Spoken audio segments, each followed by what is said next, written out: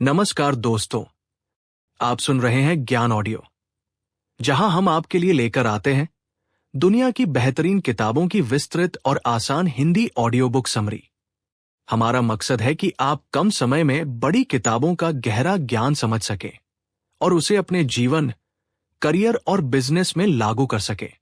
अगर आप सीखना चाहते हैं, आगे बढ़ना चाहते हैं और अपनी सोच को एक नए स्तर पर ले जाना चाहते हैं, तो ये चैनल आपके लिए है। आज की ऑडियो बुक समरी है किताब रीवर्क की। ये किताब लिखी है जेसन फ्राइड और डेविड हाइनमियर हैंसन ने, जो सॉफ्टवेयर कंपनी बेसकैम्प के फाउंडर है। ये किताब पारंपरिक बिजनेस सोच को पूरी तरह चुनौती देती है। अगर आपने कभी सोचा है कि बिजनेस शुरू करने के लिए बहुत पैसा, बड़ी टीम, इन्वेस्टर्स, ऑफिस और परफेक्ट प्लान चाहिए, तो ये किताब आपकी सोच बदल देगी। अब हम इस पूरी किताब को विस्तार से आसान उदाहरणों के साथ समझते हैं। भाग एक, बिजनेस शुरू करने के लिए एक्सपर्ट होना जरूरी नहीं। अधिकतर लोग सोचते हैं कि जब तक उनके पास डिग्री, अनुभव या पूरी जानकारी न हो, तब तक बिजनेस शुरू नहीं करना चाहिए। लेकिन किताब कहती है ये सोच आपको रोकती है। लेखकों का मानना है कि असली सीख काम शुरू करने के बाद आती है, पहले नहीं। उदाहरण, मान लीजिए आप सूरत में एक ऑनलाइन कपड़ों का छोटा ब्रांड शुरू करना चाहते हैं। आप सोचते हैं कि पहले फैशन इंडस्ट्री की पूरी जानकारी लेनी होगी, मार्केट रिसर्च करनी होगी, बड़ा स्टॉक खरीदना होगा। लेकिन आप छोटे स्तर से शुरू कर सकते हैं, 10 डिजाइन बनाकर, सोशल मीडिया पर पोस्ट करके और पहले 20 ग्राहकों को सर्व करके। किताब का संदेश साफ है, शुरुआत छोटी करो, सीखते जाओ। भाग 2, लंबी प्लानिंग समय की बर्बादी है। पारंपरिक बिजनेस मॉडल कहता है कि पहले 50 पेज का बिजनेस प्लान बनाओ, फंडिंग लाओ, रिस्क एनालिसिस करो, फिर शुरू करो। रीवर्क कहती है मार्केट बदलती रहती है। जो आपने 6 महीने पहले प्लान किया था, वह आज काम न करे। उदाहरण, अगर आप 1 साल सिर्फ प्लानिंग में लगा देते हैं और आपका कंपटीटर 2 महीने में प्रोडक्ट लॉन्च कर देता है, तो मार्केट उसी के पास जाएगी जिसने जल्दी एक्शन लिया। इसलिए लेखक कहते हैं, प्लानिंग इज गेसिंग। काम करो, रिजल्ट देखो, फिर सुधार करो। भाग 3, कम संसाधन आपकी ताकत है। लोग मानते हैं कि पैसा ज्यादा होगा तो सफलता आसान होगी। लेकिन किताब कहती है सीमाएं आपको क्रिएटिव बनाती है। जब पैसा कम होता है तो आप सोच समझकर खर्च करते हैं।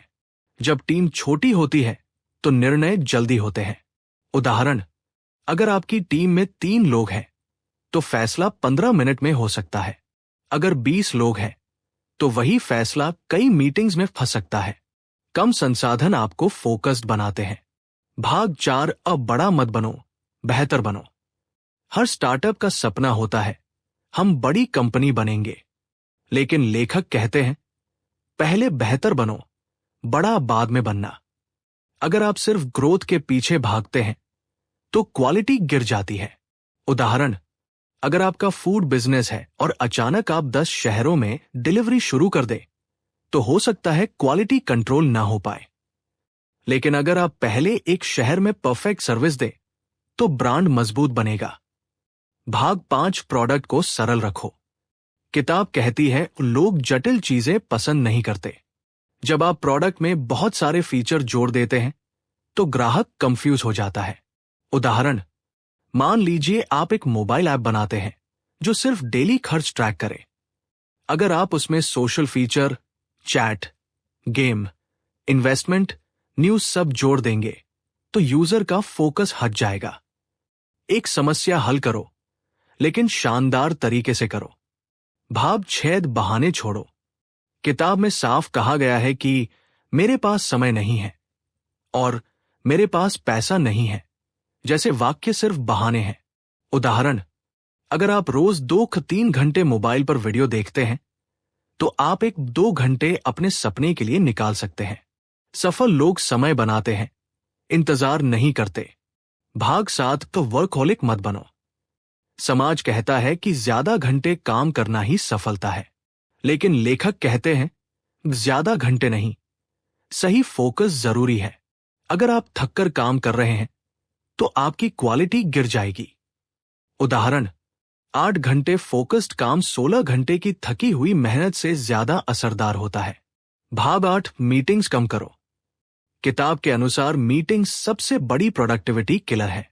मीटिंग्स में लोग बात ज्यादा करते हैं, काम कम।